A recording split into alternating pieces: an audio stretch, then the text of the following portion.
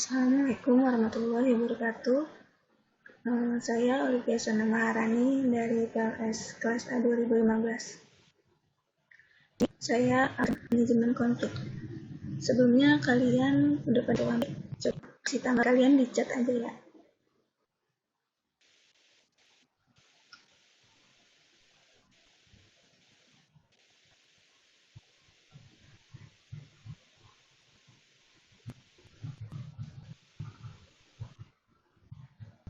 Untuk itu adanya perbedaan antar satu dengan yang lain. Kalau dari siap itu seperti pertengkaran atau perbedaan pendapat. Ya, sama saya itu bentuk ketidaksesuaian alami tadi ketika bukan dengan orang bedanya beda tingkat baik dan kebutuhan sendiri. Nah, kemudian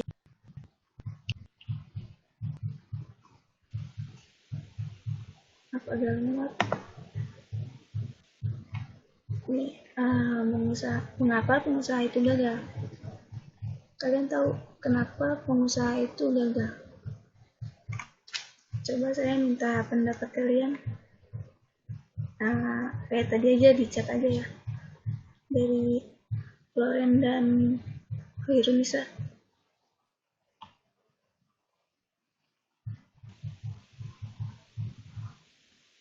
Dari Khairunisa itu kurang percaya diri.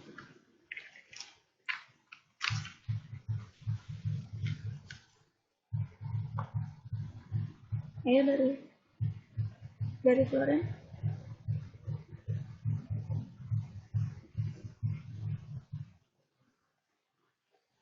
Dari Loren itu pengusaha gagal karena bisa jadi kinerjanya kurang baik dalam usahanya. Ya benar. Menurut saya itu kenapa itu pengusaha gagal itu benar apa yang Khairunisa dan Loren bilang.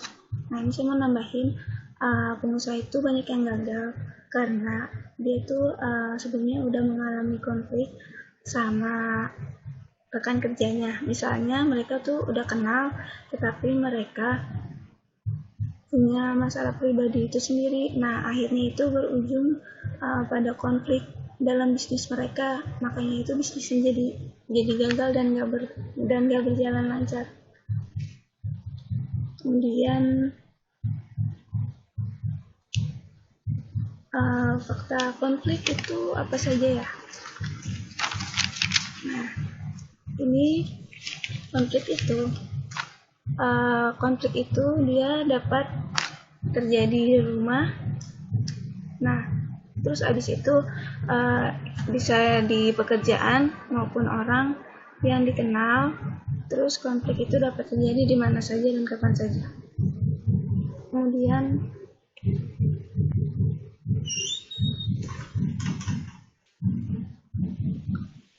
kesimpulan dari konflik, maaf agak nggak kelihatan tulisannya. Nah, di sini saya bacain, konflik itu hal yang tidak bisa dihindarkan. Nah, terus konflik itu dapat terjadi di kelompok atau antara individu dan kelompok, bahkan organisasi itu sendiri. Nah, maaf ya agak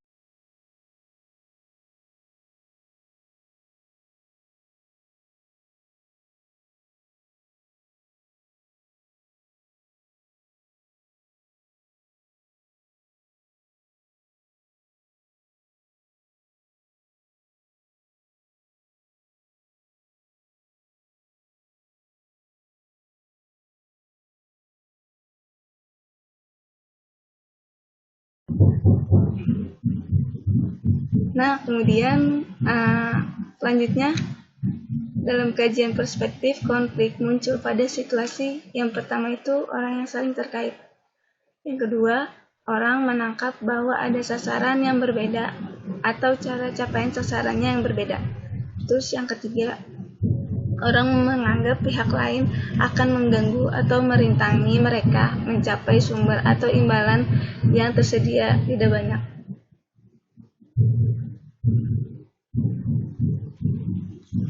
Kemudian produktif konflik, destruktif konflik.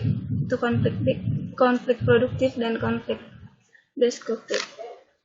Kemudian yang kedua, orang yang merasa mendapat suatu keseimbangan hubungan antara kompetensi dan kerjasamanya tercapai.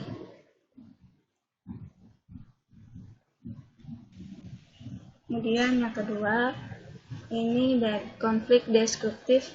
Pertama itu bila hasil konflik yang mengecewakan pihak yang terlibat. Kemudian bila konflik tadi dikembangkan dan berekskalasi. Terus yang ketiga, pihak yang kehilangan perspektif mengenai tujuan awal bersama sehingga menekankan kemenangan dan melukai pihak seoptimal mungkin.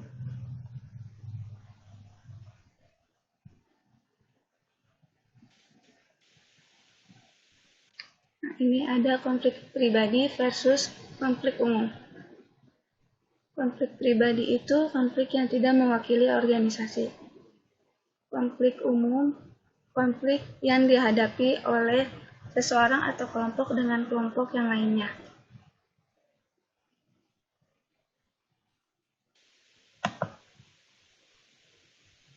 Nah, di sini ada penyebab umumnya. Penyebab umumnya pertama itu ada faktor orang, yang kedua itu ada persepsi orang. Nah, kalau dari faktor orangnya ini, dia ada di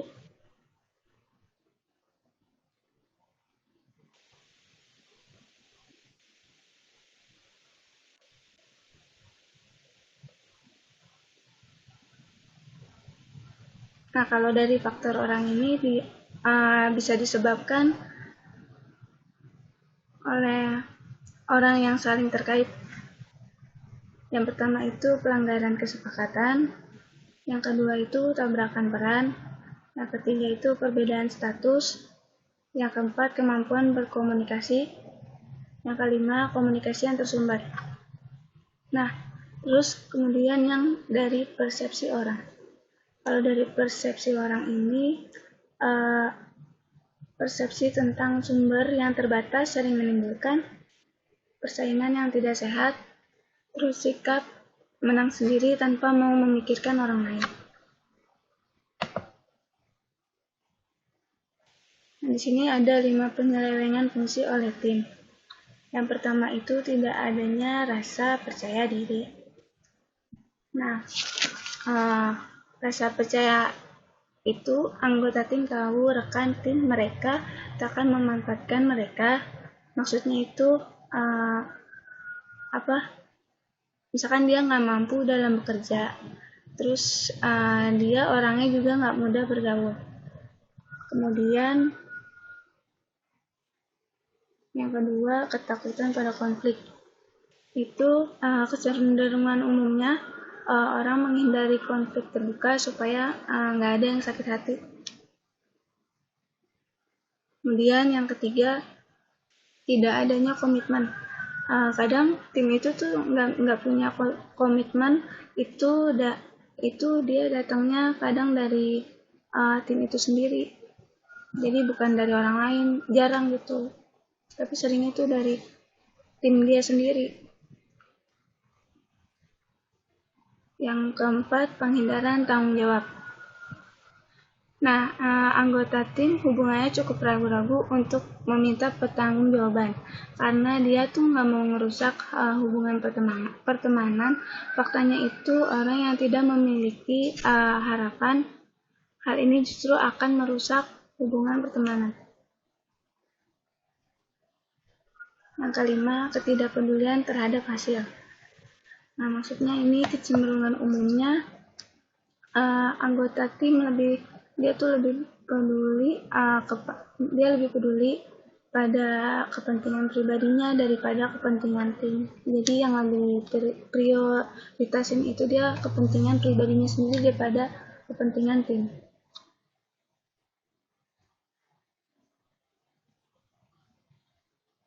Selanjutnya, ini menyelesaikan konflik. Di sini ada langkah menyelesaikan konflik. Yang pertama, identifikasi permasalahannya. Jadi kita mengidentifikasi dulu nih permasalahan dari misalkan perusahaan itu gimana. Terus fokus ke masalah bukan pelakunya. Jadi kita cari tahu nih masalahnya apa. meskipun kita udah tahu pelakunya, tapi ya intinya masalahnya dulu, pelakunya nanti bisa belakangan, tapi uh, lebih baik tuh keduanya harus diurus. Kemudian yang ketiga, dengarkan dengan pikiran terbuka.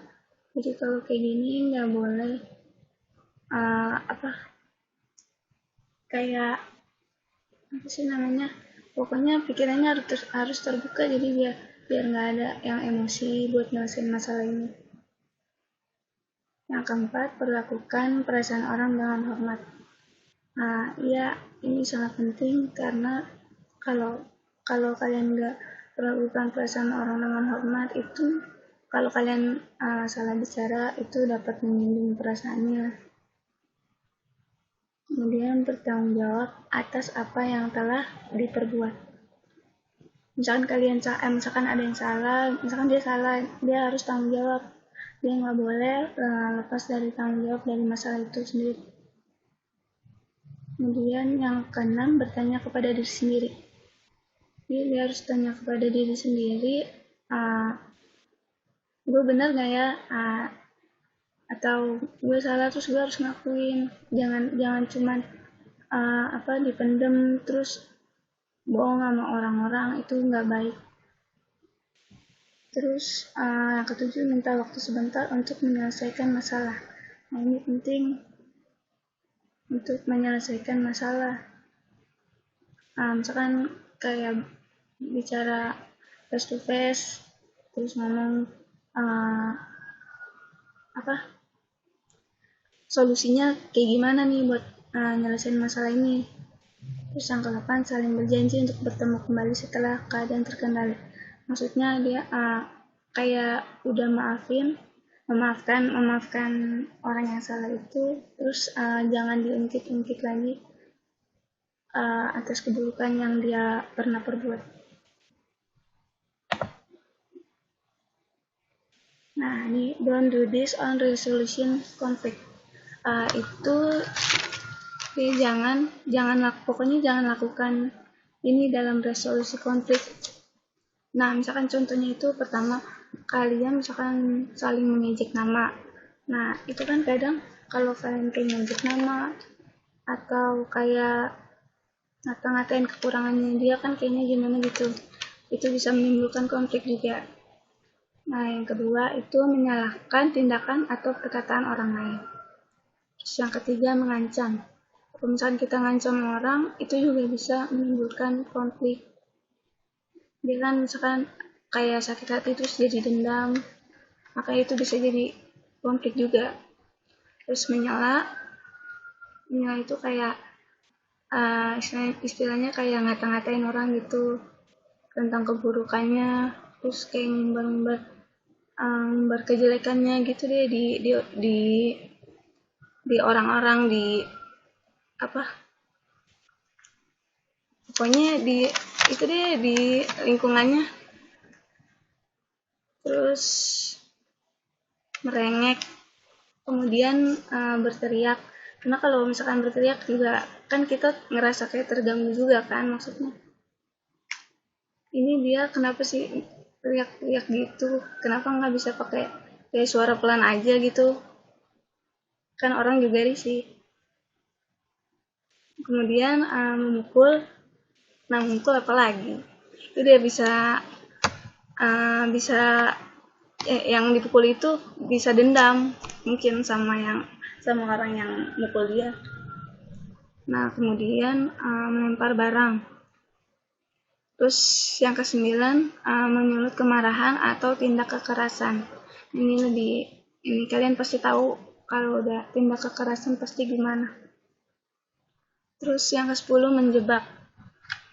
Yang ke-11, mengungkit masa lalu. Kalau masa lalu dia jelek, terus kita ungkit-ungkit, pasti dia marah, terus dendam, terus udah bakal nimbulin konflik baru lagi.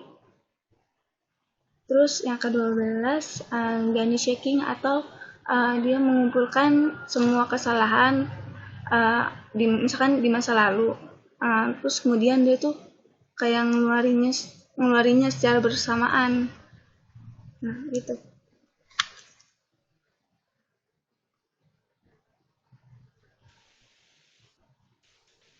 Selanjutnya ada yang mau ditanyain? Mau ditanyakan nggak? Floren dan Hoirunisa?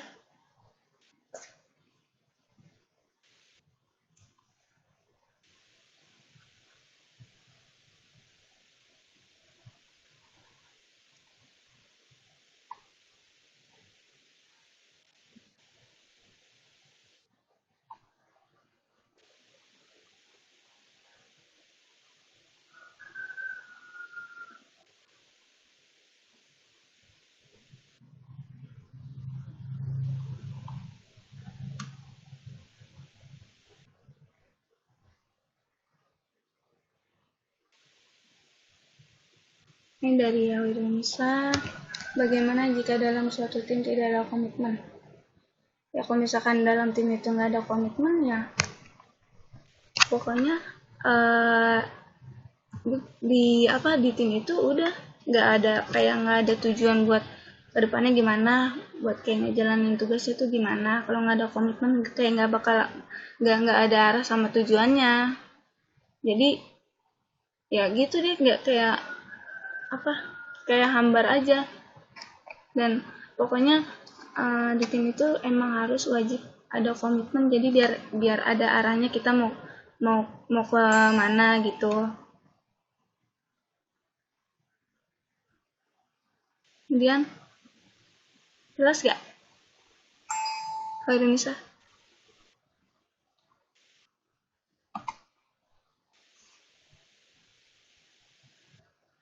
Kemudian dari Floren,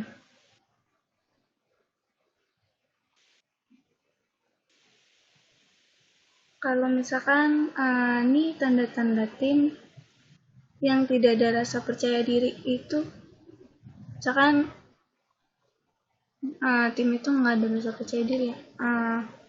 Dia tuh misalkan kalau lagi ada rapat nih, dia kayak nggak datang rapat gitu, kayak mangkir dari rapat. Nah itu bisa jadi dia nggak ada rasa percaya dirinya, maksudnya buat hadir di rapat itu aja dia nggak bisa. Nah terus yang itu dia bisa misalkan dia ada apa, misalkan kalian ada apa sih namanya, dia kayak ada masalah tapi dia jarang minta bantuan ke kalian karena mungkin dia nggak percaya diri sama orang-orang gitu. Terus mungkin juga dia bisa menyembunyikan kelemahan dia. Terus mungkin juga dia kayak mikirnya ini orang buruk, jadi dia nggak mau kayak misalkan minta tolong sama dia gitu. Nah terus bisa juga kadang kalau misalkan kita ngajak dia makan nih, tapi dijawab nggak bisa.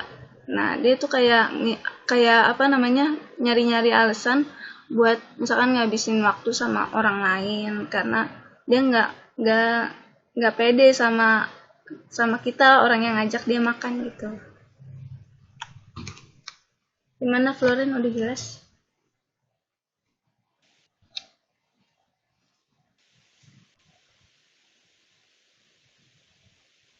Udah ya? Udah jelas nih?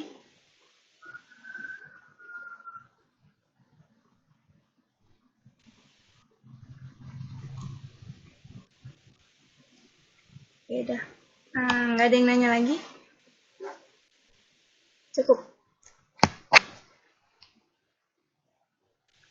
Ya udah, kalau gitu saya akhiri aja ya. Wassalamualaikum warahmatullahi wabarakatuh.